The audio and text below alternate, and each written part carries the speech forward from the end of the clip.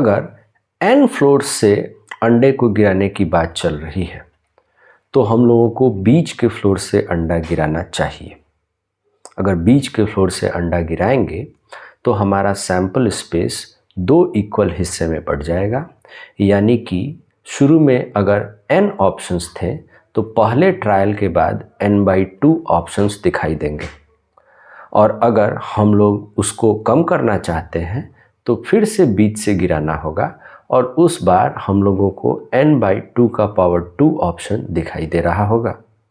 अगर हम लोग इसको एक बार और बाइफरकेट करते हैं, बीचों बीच स्प्लिट करते हैं, तो ये n/2 का पावर 3 ऑप्शन दिखाई देगा। और तुम समझ सकते हो कि अगर ये प्रोसेस k बार रिपीट किया जाए तो kth आइट्रेशन में number of possible answers n/2 का पावर k हो जाता है। जब n/2 का पावर k 1 से कम हो जाए तो हम लोग यूनिक आंसर के पास पहुंच रहे होंगे।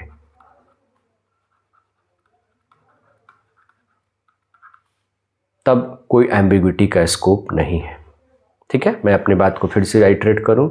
शुरू में 100 फ्लोर्स तक ये काम हो सकता था। ठीक है, 100 फ्लोर्स में से कोई भी हमारा आंसर हो सकता था, लेकिन सेकेंड स्टेप में हम लोग 2 इक्वल हिस्से में बांट दिए तो नंबर ऑफ ऑप्शंस की संख्या आधी हो गई है। थर्ड स्टेप में नंबर ऑफ ऑप्शंस की संख्या उसकी आधी हो गई है। अगर इस तरह से हम लोग करते चले जाएं तो आप समझ रहे होंगे कि 100/128 जब करेंगे तो 1 से कम आ जाएगा।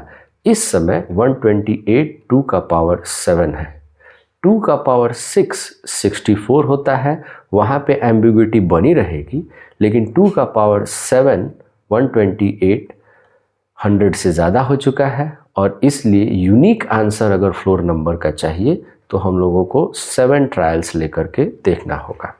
ये इस क्वेश्चन का जनरल सॉल्यूशन हो जाएगा। एक्चुअली ये बाइनरी सर्च कहलाता है, और आप इंटरनेट पे इसके बारे में और ज़्यादा पढ़ सकते हैं।